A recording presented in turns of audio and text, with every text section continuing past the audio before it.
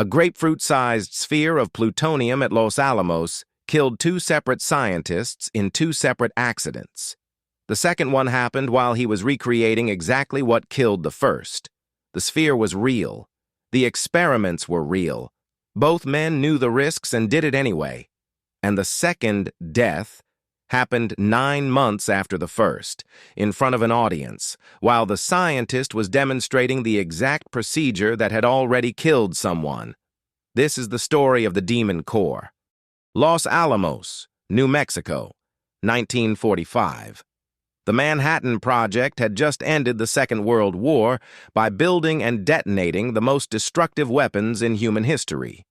The scientists who remained at the laboratory were now doing something that sounded simple, figuring out the precise point at which a mass of fissile material would go critical. The exact moment a chain reaction becomes self-sustaining and explosive. They called these criticality experiments. The procedure involved bringing a neutron reflector, typically tungsten carbide or beryllium, progressively closer to a core of plutonium and measuring how the radiation changed as the reflective material pushed more and more neutrons back into the core. Get it right, and you had data. Get it wrong. Let the reflector touch the core for even a fraction of a second too long, and you triggered a supercritical excursion, a burst of neutron and gamma radiation intense enough to kill everyone in the room. The physicists at Los Alamos had a nickname for this kind of work.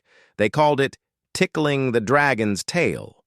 The dragon had 6.2 kilograms of plutonium. It was 89 millimeters across, roughly the size of a grapefruit. It was the same design as the core used in the bomb that destroyed Nagasaki.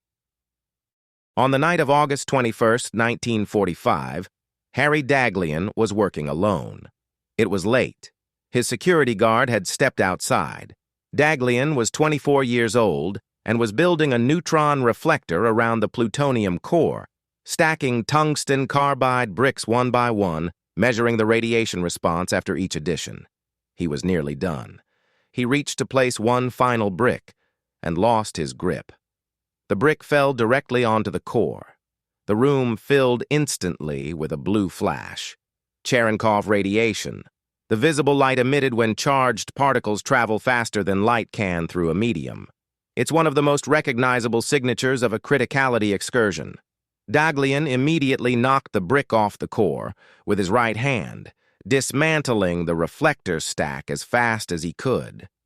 This stopped the reaction, but his hands had already absorbed a lethal dose. By reaching in to stop it, he had exposed himself to additional radiation beyond the initial burst. He was hospitalized that night. His right hand turned black. He developed acute radiation syndrome, nausea, fever, the progressive failure of his immune system as the radiation destroyed his bone marrow. He died 25 days later.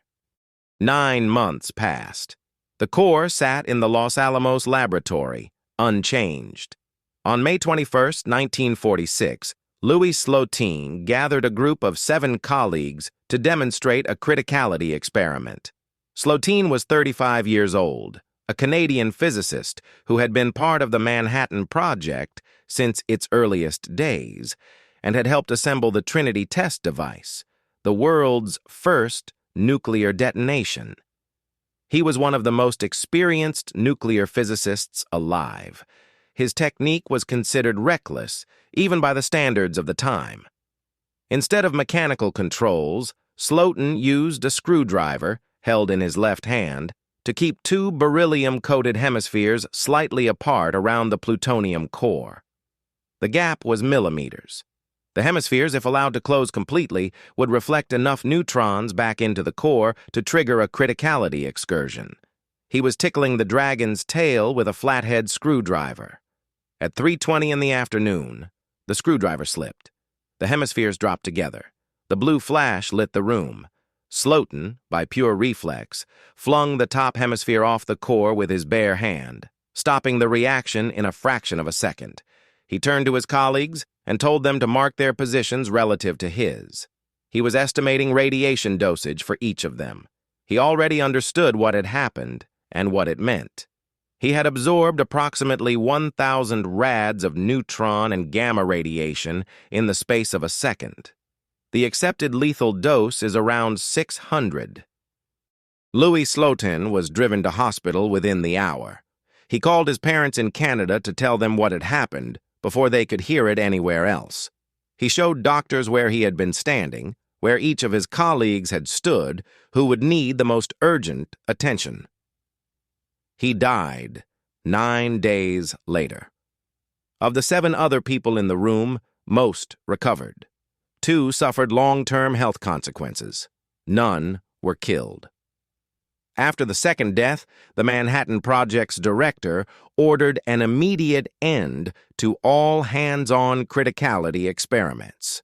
Future tests would be conducted remotely, with scientists positioned a quarter of a mile from the material, operating by mechanical control from behind shielded barriers. The core that had killed both men was scheduled to be used in a nuclear weapons test at Bikini Atoll, Operation Crossroads, but the test was redesigned. The core was eventually melted down and its plutonium incorporated into the U.S. nuclear weapons stockpile. The plutonium that killed Harry Daghlian and Louis Slotin still exists. It is inside a nuclear warhead somewhere. Laboratory personnel who worked at Los Alamos began calling it the Demon Core after the second accident. The name stuck. 2 men, 2 accidents, 9 months apart. Same room, same core, same blue flash. The second one happened because, even after watching Daghlian die, the physicists at Los Alamos had not changed their procedures. The work was considered too important. The data was needed. And Slotin was good enough to do it safely. Right up until the moment he wasn't. The nuclear core that killed 2 physicists who touched it. A 6.2 kilogram sphere of metal that sat on a laboratory bench in New Mexico and twice demonstrated in the most direct way possible exactly why it deserved to be called a demon. Subscribe if you want more. See you in the next one.